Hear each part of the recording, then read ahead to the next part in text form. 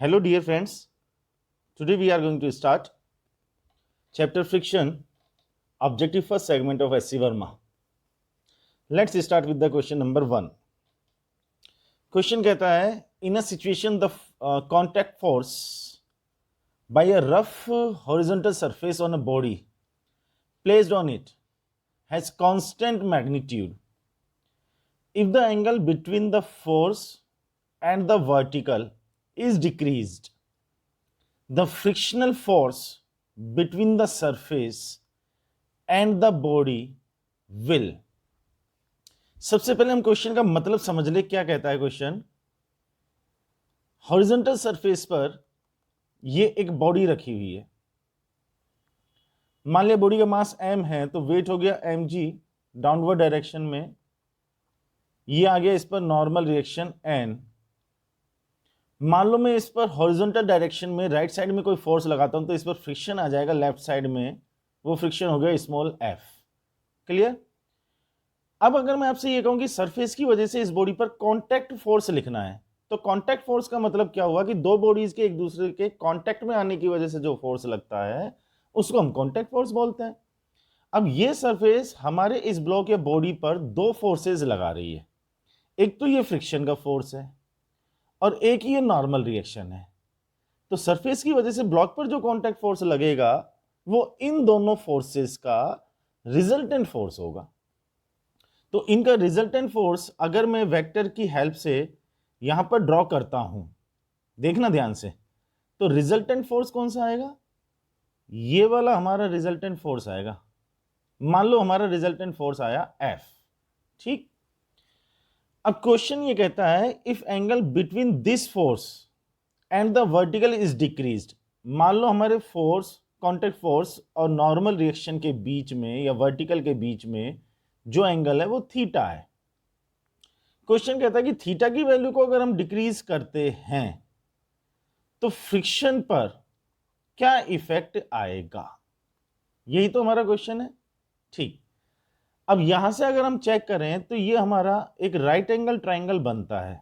कुछ हम इसको नाम दे सकते हैं ए बी सी।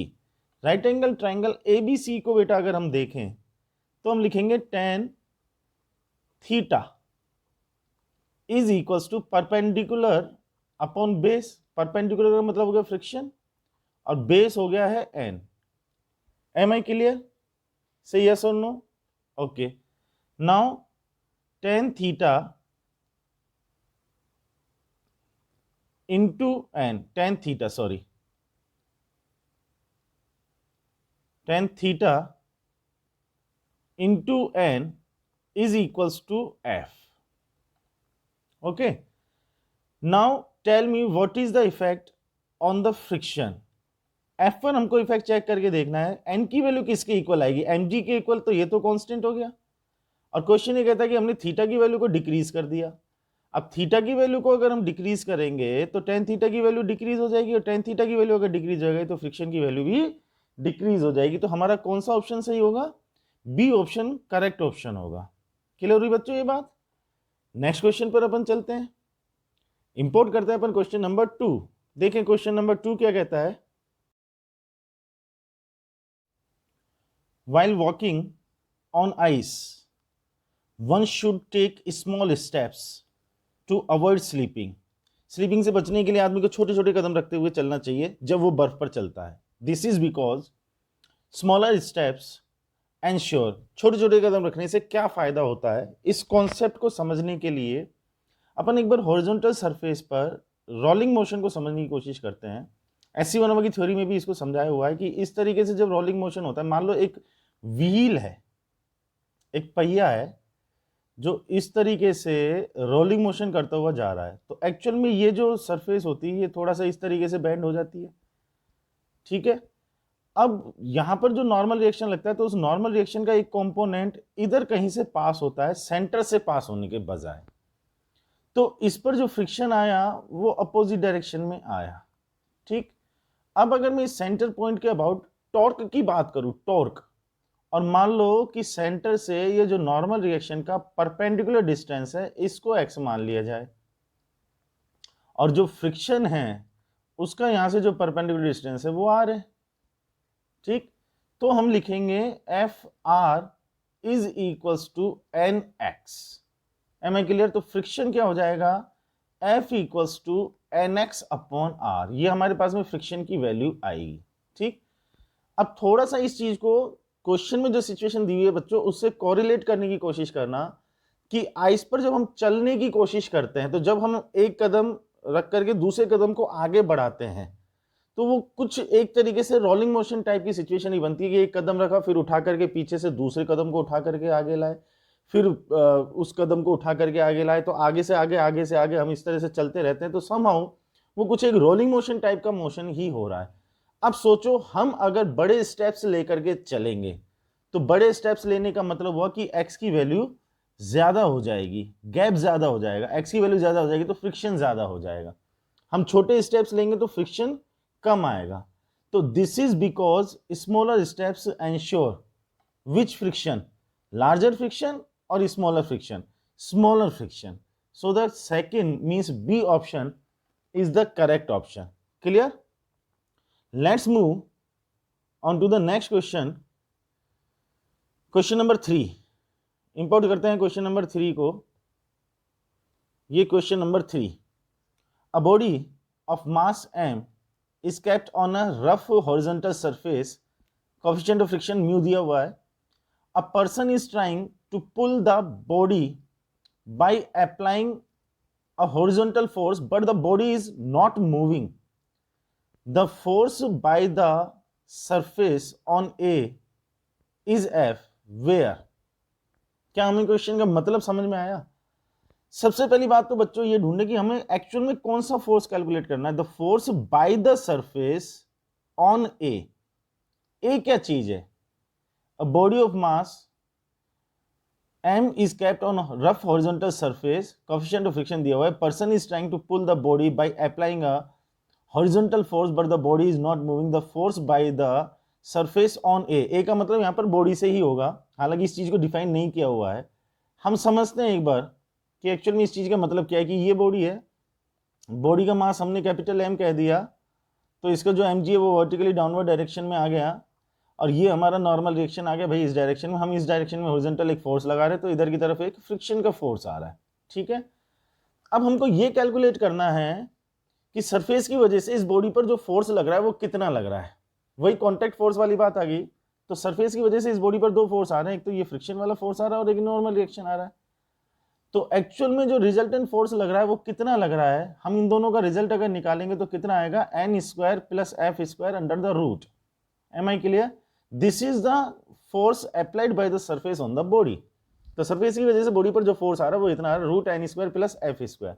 अब एक बहुत छोटा सा सोचने वाला पॉइंट है कि एक्चुअल में जो फ्रिक्शन है क्या इस फ्रिक्शन की वैल्यू कांस्टेंट होती है या एक्सटर्नली यहां से हॉरिजॉन्टल डायरेक्शन में जो अपन फोर्स लगा रहे हैं उस पर डिपेंड करती है।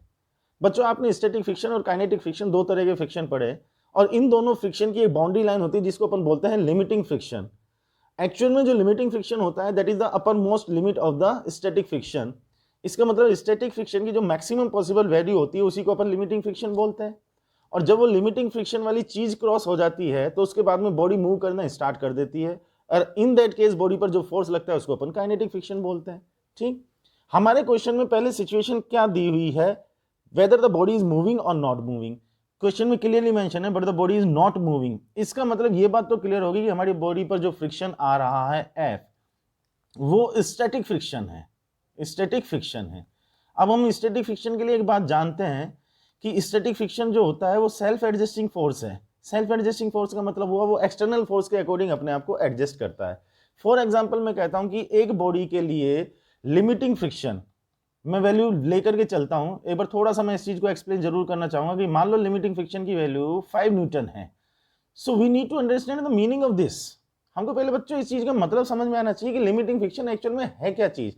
अब लिमिटिंग फ्रिक्शन 5 न्यूटन है तो इसका मतलब क्या हुआ कि अगर मैं बॉडी पर एक्सटर्नली कोई फोर्स 1 न्यूटन का लगाऊंगा तो उस पर जो स्टैटिक फ्रिक्शन लगेगा वो 1 न्यूटन लगेगा। 2 न्यूटन का फोर्स लगाऊंगा तो स्टैटिक फ्रिक्शन 2 न्यूटन लगेगा। 3 न्यूटन का फोर्स लगाऊंगा तो स्टैटिक फ्रिक्शन 3 न्यूटन लगेगा। 4 न्यूटन का फोर्स लगाऊंगा तो 4 न्यूटन लगेगा। 5 न्यूटन का फोर्स लगाऊंगा तो 5 न्यूटन का स्टैटिक फ्रिक्शन लगेगा। 6 न्यूटन लगाऊंगा 6 न्यूटन अगर मैं लगाऊंगा तो 6 न्यूटन का मतलब अब स्टैटिक फ्रिक्शन नहीं लगेगा। अब अगर मैं 6 न्यूटन का फोर्स लगाऊंगा तो अब उस पर स्टैटिक फ्रिक्शन की जगह काइनेटिक फ्रिक्शन लगने लगेगा। इसका मतलब क्या हुआ कि लिमिटिंग फ्रिक्शन इस चीज को रिप्रेजेंट कर रहा है कि मैक्सिमम एक्सटर्नल फोर्स अपन कितना लगा सकते हैं जिससे कि बॉडी मूव नहीं करेगी। इसका मतलब ये नहीं है कि जो फ्रिक्शन की वैल्यू हमेशा 5 न्यूटन रहेगी। एक्सटर्नल फोर्स अगर 5 न्यूटन से कम है तो स्टैटिक फ्रिक्शन भी उतना होगा। मैक्सिमम कितने फोर्स तक बॉडी रेस्ट में रहेगी, दैट इज 5 न्यूटन। ओके, अब इसको अगर हम कैलकुलेट करना चाहें तो एक कॉमन सेंस वाली बात आती है, भाई कांटेक्ट फोर्स कितना लग रहा है। कांटेक्ट फोर्स हमने लिखा है रूट में n square plus F square. ठीक, अब ये जो फ्रिक्शन है इसकी वैल्यू को चेक करें हम एक बार। टेल मी, ये जो फ्रिक्शन है ये मिनिमम कितना हो सकता है? जीरो। भाई स्टैटिक फ्रिक्शन मिनिमम कितना आ सकता है? जीरो, कि हमने कोई एक्सटर्नल फोर्स लगाया ही नहीं, और जब एक्सटर्नल फोर्स जीरो है तो फ्रिक्शन भी जीरो है। और मुझे ये बताओ कि ये मैक्सिमम, अब एफ मिनिमम तो हमारे पास में कितना आ गया? जीरो आ गया। और एफ मैक्सिमम कितना आ सकता है? स्टैटिक फ्रिक्शन में बात कर रहा हूं, एफ मैक्सिमम आ सकता है limiting friction, and that is equals to mu N. कुछ लोग बहुत बड़ी भूल करते हैं, जिनको कॉन्सेप्ट क्लियर नहीं होता वो हमेशा फ्रिक्शन की वैल्यू को म्यू एन लिख देते हैं। ये जो हमने म्यू एन लिखा है this is limiting friction, static friction को म्यू एन नहीं लिखा जाता है। तो मिनिमम स्टैटिक फ्रिक्शन कितना आया? जीरो, और मैक्सिमम स्टैटिक फ्रिक्शन कितना आया? Mu N. अब सोचो बच्चों, अगर मैं फ्रिक्शन की वैल्यू को जीरो लेकर के चलूंगा तो एफ कितना आ जाएगा? तो एफ कितना आ जाएगा? I think that will be F minimum, and that is equals to N, and N is equals to M G. Is that clear? अच्छा, मैक्सिमम की अगर अपन बात करेंगे तो एफ मैक्सिमम कितना आ जाएगा? फ्रिक्शन की वैल्यू को मैक्सिमम ले लो, तो रूट में एन स्क्वायर प्लस में म्यू स्क्वायर एन स्क्वायर, और एन स्क्वायर को यहाँ बाहर निकाल देंगे तो एन रूट में 1 प्लस म्यू स्क्वायर। बोलो ये बात क्लियर है? अब मुझे बताओ कि जो फोर्स लग रहा है, जो कॉन्टैक्ट फोर्स लग रहा है, उसकी रेंज कहाँ से कहाँ तक आ रही है? वो मिनिमम तो mg हो सकता है, मिनिमम mg हो सकता है, और मैक्सिमम वो इतना हो सकता है, और जहां पर n की वैल्यू फिर वापस से mg है। तो मिनिमम इतना हो सकता है, मैक्सिमम वो इतना हो सकता है। अब आप ऑप्शन को चेक कर लो कौन सा ऑप्शन आ रहा है। थर्ड ऑप्शन आ रहा है क्या? Is that clear? It's a very good problem. So the third option is the correct option. Am I clear? Let's move on to the next question. Question number 4 लेते हैं sir. Question number 4 क्या कहता है, देखते हैं। A scooter starting from rest moves with a constant acceleration for a time delta t1, then with a constant velocity for next delta t2, and finally with a constant deceleration for next delta t3 to come to rest. A 500 Newton man sitting on the scooter behind the driver manages to stay at rest with respect to the scooter without touching any other part. The force exerted by the seat on the man. Seat की वजह से उस आदमी पर force कितना लगेगा? Simple language में मैं आपको क्वेश्चन समझाता हूं कि एक स्कूटर को कोई आदमी चला रहा है और उसके पीछे की सीट पर एक दूसरा आदमी बैठा हुआ है। जो पीछे की सीट पर बैठा हुआ है उस आदमी का वेट 500 न्यूटन है। अब स्कूटर के मोशन के लिए 3 सिचुएशंस दी हुई है। पहला जो टाइम इंटरवल है वो डेल्टा t1। डेल्टा t1 के केस में क्या है? डेल्टा t1 के केस में अगर हम बात करें तो हमारा स्कूटर एक्सेलरेट हो रहा है। फिर डेल्टा t2 टाइम इंटरवल के लिए अगर हम बात करें तो कांस्टेंट वेलोसिटी से वो मूव कर रहा है। ठीक है जी। और तीसरा टाइम इंटरवल लिया डेल्टा t3, उसमें अगर हम बात करें तो वो डी एक्सेलरेट हो रहा है। राइट, मतलब पहले उसमें एक्सेलरेशन है, फिर कांस्टेंट वेलोसिटी है, फिर उसमें रिटार्डेशन आ गया। क्लियर? क्वेश्चन ये कहता है कि तीनों ही सिचुएशन में वो जो पीछे बैठा हुआ आदमी है वो अपने आप को स्कूटर के रेस्ट में मैनेज कर लेता है, और कोई फोर्स उस पर, मतलब किसी भी बॉडी को टच नहीं करता है, और अपने आप को इस तरह से एडजस्ट कर लेता है कि वो स्कूटर के रेस्ट में ही रहे। The force exerted by the seat on the man, तो स्कूटर की जो सीट है उसने पीछे हुए बैठे हुए आदमी पर जो फोर्स लगाया वो कितना कितना लगाया, एक बार ऑप्शंस पर नजर डाल देते हैं।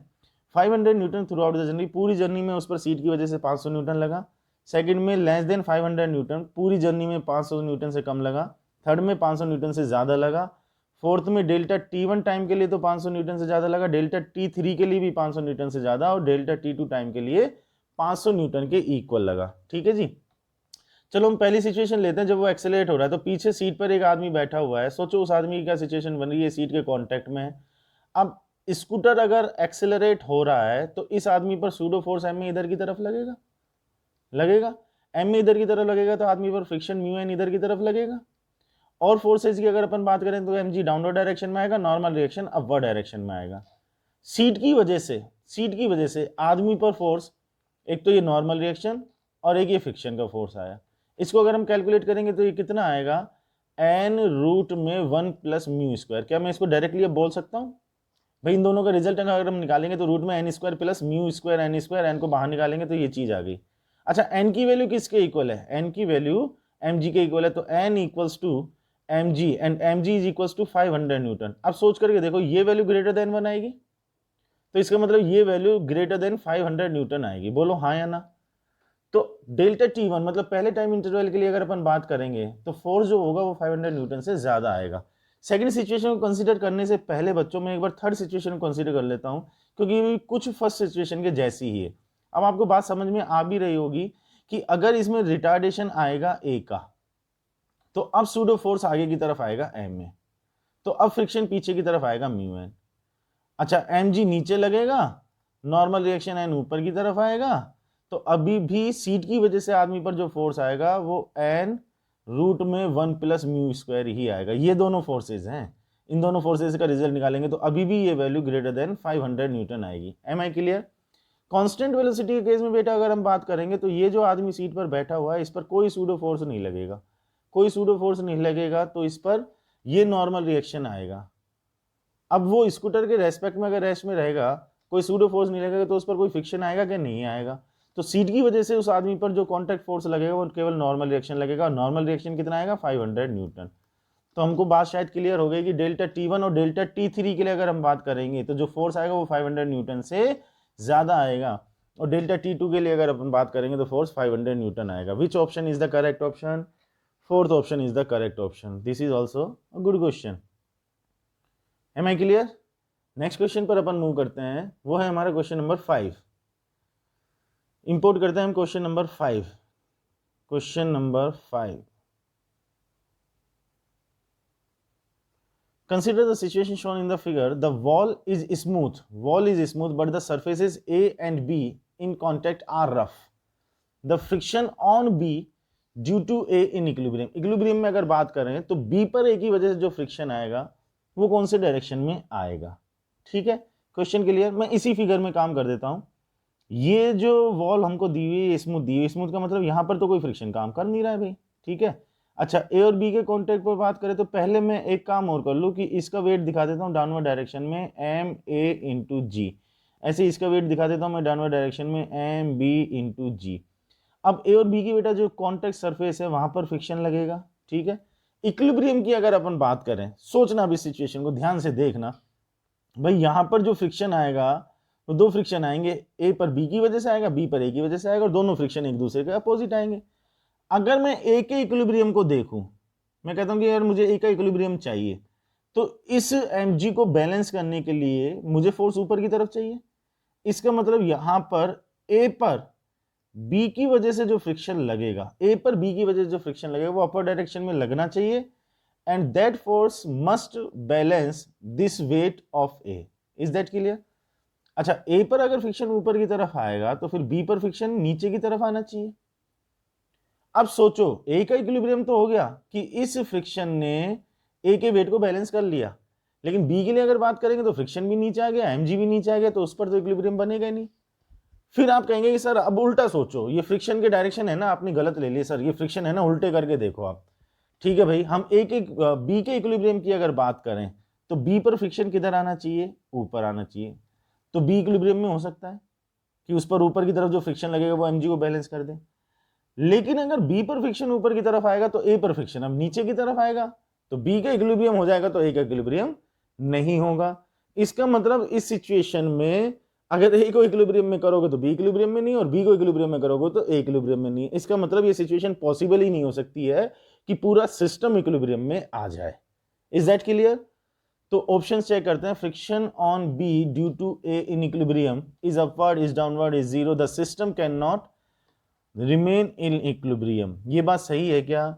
ये बात बिल्कुल सही है, फोर्थ ऑप्शन करेक्ट ऑप्शन। ठीक है, आप देखेंगे तो नेक्स्ट क्वेश्चन भी इसी से रिलेटेड मिलेगा। नेक्स्ट क्वेश्चन भी इसी से रिलेटेड है। क्वेश्चन नंबर 6 को अपन इंपोर्ट करते हैं, इसी सिचुएशन में थोड़ा सा चेंज किया जाएगा क्वेश्चन नंबर 6 में। देखते हैं।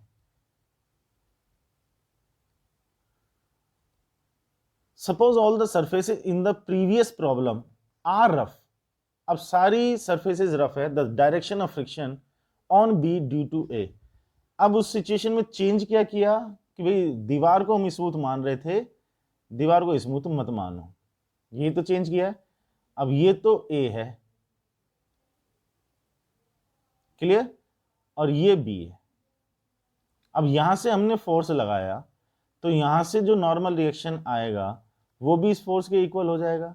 ये ए है, ये बी है, क्लियर। ए का वेट डाउनवर्ड डायरेक्शन में आ गया एम ए जी, बी का वेट डाउनवर्ड डायरेक्शन में आ गया एम बी जी। अच्छा, अब सोचो कौन सा फ्रिक्शन किधर की तरफ। भाई पहले हम तो बी का इक्विलिब्रियम देख लेते हैं। बी का इक्विलिब्रियम देखेंगे तो बी पर फ्रिक्शन ऊपर की तरफ आना चाहिए। This is friction on B due to A. तो ए पर बच्चों फ्रिक्शन किधर की तरफ आना चाहिए, नीचे की तरफ आना चाहिए। Friction on A due to B, clear. तो बी के इक्विलिब्रियम के लिए अगर हम बात करेंगे तो हमको क्या लिखना चाहिए, F B A equals to M B G. Am I clear, right. A के लिए अगर बात करें तो देखो जी, ए का वेट भी डाउनवर्ड डायरेक्शन में हो गया, ए पर जो फ्रिक्शन है वो भी नीचे हो गया। तो जाहिर सी बात है कि इस दीवार की वजह से अब ए पर जो फ्रिक्शन आएगा वो अपर डायरेक्शन में आना चाहिए, मान लो एफ। तो ए के इक्विलिब्रियम के लिए इक्वेशन क्या बनेगा, हम लिखेंगे F equals to M A G plus friction on A due to B. अभी इक्विलिब्रियम पॉसिबल है या नहीं है, पहले तो ये बताओ, पॉसिबल है। सो अगर हम इस सरफेस को रफ ले लेंगे तो ही इक्विलिब्रियम पॉसिबल है। पिछले क्वेश्चन में हमने इसको स्मूथ कहा था तो इक्विलिब्रियम पॉसिबल नहीं था। तो अब फोर्स का डायरेक्शन कौन सा है, बी पर फ्रिक्शन किधर है, ऊपर या नीचे।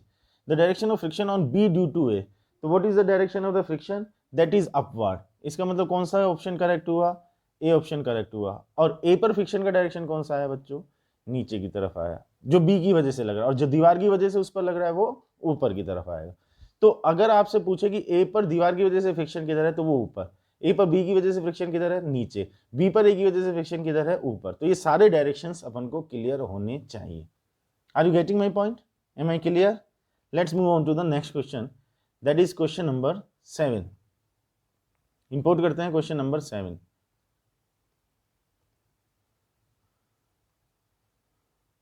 To cars of unequal masses use similar tyres. पहले तो इस बात का मतलब समझ लें, हम कहना क्या चाहते हैं कि भाई हमारे पास में दो कार हैं ए और बी, मास इक्वल नहीं है, हमने ए का मास बी के मास से ज्यादा मान लिया। हम ऐसा बोल दे कि M A is not equals to M B, और हमने अपनी तरफ से मान लिया कि ए का मास बी के मास से। Use similar tyre. Similar tyre कहने का मतलब क्या होगा कि coefficient of friction is same for both, दोनों के लिए कोफिशिएंट ऑफ फ्रिक्शन सेम आ रहा है। If they are moving at the same initial speed, अब दोनों कार इनिशियली सेम स्पीड से चल रही हैं, the minimum stopping distance is smaller. Minimum जितना डिस्टेंस कवर करके वो रुकेंगी वो distance smaller for the heavier car, smaller for the lighter car, is same for both the cars, depends on the volume of the car. ठीक है जी, ये question pure friction से related है। हमारे पास में दो कार है, अब अपन थोड़ा सा समझ लेते हैं इस चीज को डिटेल में कि ये कार है हमारे पास में ए, ठीक है, और एक दूसरी कार है, उस कार का नाम है बी। ठीक है जी, दोनों इनिशियली सेम स्पीड से चल रही हैं, यू और यू। अच्छा, दोनों के लिए अब म्यू की वैल्यू सेम है, ठीक है। एम की वैल्यू दोनों के लिए अलग अलग है, यहां पर भी फ्रिक्शन आएगा और यहां पर भी फ्रिक्शन आएगा। क्या फ्रिक्शन दोनों के लिए सेम आएगा, नहीं आएगा। इस पर फ्रिक्शन कितना लिखेंगे अपन, एफ ए लिख देते हैं। इस पर फ्रिक्शन कितना लिखेंगे, एफ बी लिख देंगे। चलो जी, हम एफ ए इक्वल्स टू क्या लिखेंगे, हम लिखेंगे F A equals to mu, क्योंकि म्यू दोनों के लिए सेम है, mu N A, that is mu M A G. Am I clear. ऐसे ही बी पर फ्रिक्शन कितना लिखेंगे, F B equals to mu N B, that is mu M B G. बोलो ये बात क्लियर। तो दोनों पर फ्रिक्शन की वैल्यू सेम है, और ये जो फ्रिक्शन आ रहा है ये रिटार्डेशन का काम करेगा। अच्छा, अब इसकी वजह से रिटार्डेशन आएगा कितना, equals to M A into A. इसकी वजह से रिटार्डेशन अगर कैलकुलेट करना है तो क्या लिखेंगे, एम बी इंटू ए। यहाँ एम ए से एम ए कैंसिल हुआ, ये एम बी से एम बी कैंसिल हुआ, तो ये ए लिख देते हैं, ये ए बी लिख देते हैं, मतलब ये ए पर रिटार्डेशन और ये बी पर retardation. I think A is equals to A B, दोनों पर रिटार्डेशन सेम ही तो आ रहा है। अब दोनों पर रिटार्डेशन सेम आ रहा है तो थर्ड इक्वेशन अप्लाई करके देख लो ना भाई, V square equals to U square plus 2s, V की वैल्यू दोनों के लिए 0, यू की वैल्यू दोनों के लिए सेम, ए की वैल्यू दोनों के लिए सेम, तो एस की वैल्यू दोनों के लिए सेम। तो कौन सा ऑप्शन करेक्ट होगा? Third option, C option is the correct answer. Am I clear? चलो चलते हैं अपन आगे क्वेश्चन नंबर 8 पर। लेते हैं क्वेश्चन नंबर 8, जल्दी जल्दी से क्वेश्चन नंबर 8।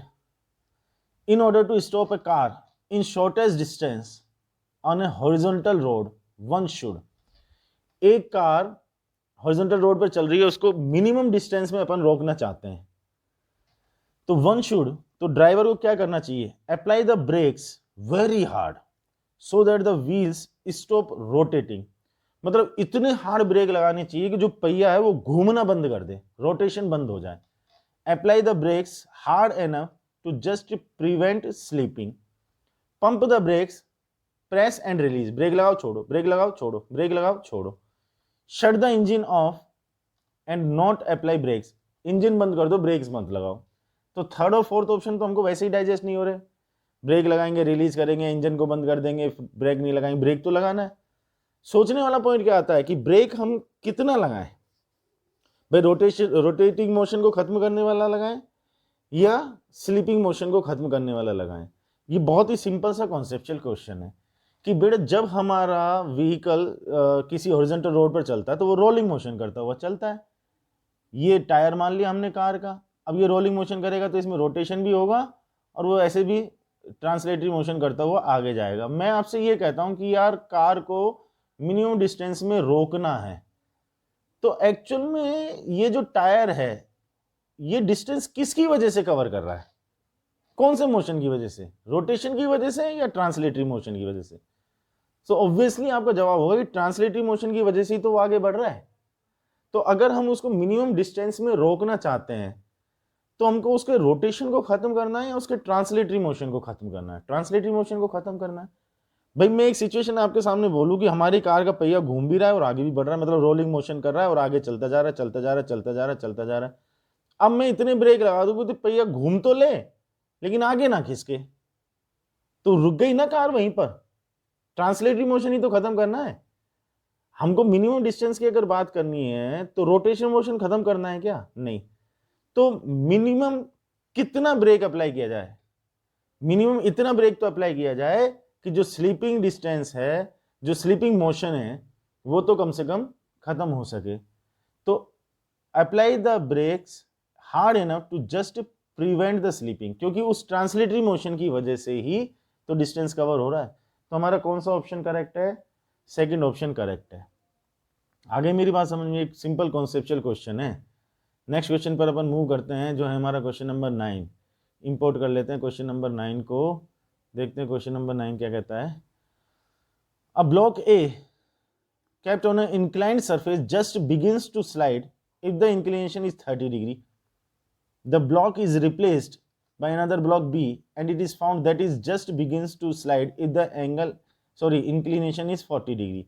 ये जो एंगल अपन को दिए हुए हैं इनको अपन क्या बोलते हैं? आपको याद आ रहा होगा, एक टर्म काम में ली जाती है क्या, जिसको हम बोलते हैं एंगल ऑफ रिपोज। कुछ याद आ रहा है क्या? थोड़ा सा मैं एक्सप्लेन कर देता हूं आपको। एंगल ऑफ रिपोज क्या होता है कि ये हमारा एक इंक्लाइन प्लेन है और हॉरिजॉन्टल से ये कुछ एंगल बना रहा है, मान लो थीटा। मान लो इस पर हमने एम मास का एक ब्लॉक रखा हुआ है। अब होता क्या है कि जैसे जैसे हम इस एंगल को इंक्रीज करते जाते हैं तो इसके स्लाइड करके नीचे आने की पॉसिबिलिटी बढ़ती जाती है। एट ए पर्टिकुलर एंगल क्या होता है कि ये स्लाइडिंग मोशन स्टार्ट कर देता है। उस पर्टिकुलर एंगल को ही अपन एंगल ऑफ रिपोज बोलते हैं। अब क्वेश्चन ये कहता है कि ए के लिए अगर बात की जाए तो एंगल ऑफ रिपोज कितना है? 30 डिग्री, और बी के लिए अगर बात की जाए तो एंगल ऑफ रिपोज है 40 डिग्री। तो बताओ मास किसका ज्यादा होगा? अब इसके डेरिवेशन पर अगर आप जाते हो तो एंगल ऑफ रिपोज अगर थीटा है तो हमको एक रिलेशन मिलता है mu equals to tan theta. Angle of repose और कोफिशिएंट ऑफ फ्रिक्शन के बीच में एक रिलेशन आता है mu equals to tan theta, जहां पर थीटा एंगल ऑफ रिपोज है। अब सोचने वाली बात क्या है? सोचने वाली बात यह है कि साहब थीटा की वैल्यू ए और बी के लिए अगर अलग अलग है तो इसका मतलब क्या हुआ कि नेचर ऑफ सरफेस अलग अलग हो गया, मतलब म्यू की वैल्यू दोनों के लिए अलग अलग हो गई। अच्छा, थोड़ा सा और इस चीज को समझ ले तो कॉन्सेप्चुअली बात और क्लियर हो जाएगी। एम जी हमने इस डायरेक्शन में लिया, एम जी का इस डायरेक्शन में कंपोनेंट हमको मिल गया एम जी कोस थीटा, इस डायरेक्शन का कंपोनेंट हमको मिल जाता है M G sine theta. Angle of repose पर बात करते तो यहाँ पर लिमिटिंग फ्रिक्शन आ रहा होता है, तो हम क्या लिखते हैं, हम लिखते हैं M G sine theta is equals to F L that is equals to mu N and that is equals to mu M G cos theta. M G से ये एम जी कैंसिल हो जाता है तो हमको mu equals to tan theta मिल जाता है। Am I clear? ये चीज़ यहाँ से आई है। अब अगर आप ध्यान से देखें तो थीटा के चेंज होने का मतलब क्या है कि म्यू की वैल्यू अलग अलग है। इसमें एम का कोई रोल है क्या? इसमें एम का कोई रोल है क्या? एम का कोई रोल नहीं है। एंगल ऑफ रिपोज अगर ज्यादा होगा तो इसका मतलब म्यू की वैल्यू ज्यादा है। क्वेश्चन को एक बार वापस से पढ़ लेते हैं अपन। Block A kept on an inclined surface just begins to slide if the inclination is 30 degree. The block is replaced by another block B and it is found that it just begins to slide if the inclination is 40 degree. तो मास के बारे में क्या कहोगे? मास ए का ज्यादा या B का ज्यादा है? भाई मेरे हिसाब से तो ए का भी ज्यादा हो सकता है, बी का भी ज्यादा हो सकता है और इक्वल भी हो सकता है। तो कौन सा ऑप्शन करेक्ट होगा? I think fourth option is the correct. So D is the correct option. Am I clear? Sure? चलो नेक्स्ट क्वेश्चन इंपोर्ट कर लेते हैं।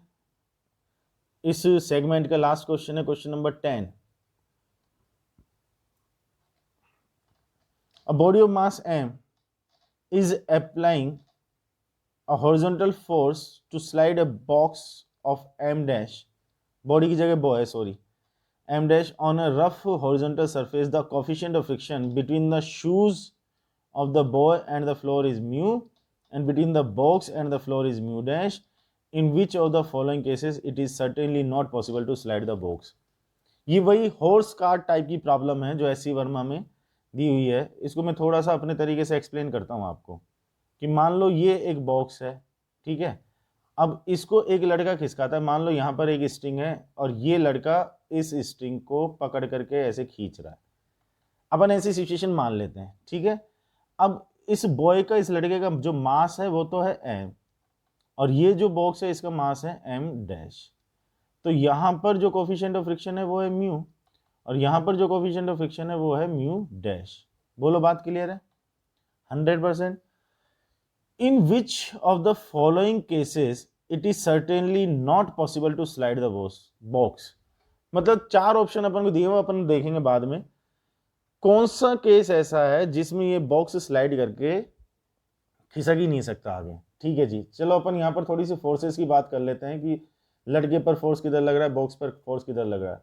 अब लड़का जब आगे की तरफ बढ़ेगा तो अपने पैर से सरफेस को पीछे पुश करेगा तो लड़के पर जो फ्रिक्शन आएगा वो आगे की तरफ आएगा। ये हो गया लड़के पर friction, friction on boy that is equals to mu N, N मतलब एम जी। बोलो बात क्लियर है? फिर यहाँ स्ट्रिंग में अगर अपन बात करेंगे तो टेंशन आ जाएगा, इस एंड पर अगर अपन बात करेंगे तो टेंशन आ जाएगा। ब्लॉक की टेंडेंसी आगे खिसकने की हो जाएगी तो ब्लॉक पर फ्रिक्शन पीछे की तरफ आ जाएगा, that is the friction on the block. A नाम दिया अपन ने इसको, तो friction on A that is equals to mu dash और एन डैश क्या हो जाएगा, एम डैश जी। ठीक है जी। मैं तो सिंपल एक बात बोलता हूं कि आप इस पूरे सिस्टम को एक बार जरा देखें ध्यान से। अब मैं कहता हूं कि ये अगर आगे खिसके, ब्लॉक आगे खिसके, इसका मतलब ये लड़का आगे खिसके, इस पूरे सिस्टम के लिए नेट फोर्स कितना होना चाहिए? अगर मैं कहता हूं कि ये आगे की तरफ खिसके तो आई थिंक कि this force of friction must be greater than this force of friction. सीधी सीधी बात मुझे ये समझ में आ रही है क्योंकि ये फॉरवर्ड डायरेक्शन में है, ये बैकवर्ड डायरेक्शन में। जब ये फोर्स इस फोर्स से ज्यादा होगा तभी ये सिस्टम आगे चलेगा। मतलब हमारी रिक्वायरमेंट क्या है? हमारी रिक्वायरमेंट है कि mu M G greater than mu dash M dash G. G से जी कैंसिल, मतलब mu M must be greater than mu dash M dash. ठीक है। अब हम इस चीज की तरफ ध्यान कम लगाएं कि क्या क्या पॉसिबिलिटीज है, इस पर ध्यान लगाएं क्या पॉसिबल नहीं है। देखो mu M greater than mu dash M dash, तो एक बात तो मेरे को समझ में आ रही है कि mu less than mu dash and M less than M dash, ये तो कैसे भी पॉसिबल नहीं है भाई। ये वैल्यू म्यू एम अगर म्यू डैश एम डैश से ज्यादा चाहिए तो ऐसा तो हो नहीं सकता ना कि म्यू तो म्यू डैश से कम आए और एम एम डैश से कम आए, फिर तो ज्यादा हो ही नहीं सकता। तो क्या पॉसिबल नहीं है? ये सिचुएशन तो पॉसिबल नहीं है। और शायद वो इम्पॉसिबल ही पूछ रहा है, नॉट पॉसिबल पूछा, बस उसको ढूंढ लो। तो mu less than mu dash, M less than M, ये तो फर्स्ट ऑप्शन ही आ गया सर। तो A option is the correct. बोलो बच्चों, ये बात क्लियर हुई? यहाँ अपना ऑब्जेक्टिव फर्स्ट सेगमेंट क्लियर हो जाता है, कंप्लीट हो जाता है। सारे क्वेश्चंस के मैंने आपको वीडियो सॉल्यूशंस प्रोवाइड करा दिए हैं। इन सारे सॉल्यूशंस को बहुत अच्छी तरीके से देखिएगा। कमेंट बॉक्स में जो भी आपके डाउट्स हैं, क्वेरीज हैं, उनको जरूर पोस्ट कीजिएगा। वीडियो सॉल्यूशंस आपको कैसे लग रहे हैं ये कमेंट भी जरूर कीजिएगा। कोई सजेशन है तो उसको भी जरूर पोस्ट कीजिएगा, ठीक है। और अभी तक भी अगर यूट्यूब चैनल सब्सक्राइब नहीं किया है तो तुरंत उसको सब्सक्राइब करो, बेल आइकन को प्रेस करो, अपने फ्रेंड से भी कहो कि यूट्यूब चैनल को सब्सक्राइब करें। बाकी जो अपडेट्स हैं वो आगे आपको मिलते रहेंगे। नेक्स्ट जो वीडियो सॉल्यूशन आपके पास आएगा वो इसी चैप्टर का ऑब्जेक्टिव सेकंड सेगमेंट आएगा। Till then, all the best, take care, thank you, bye.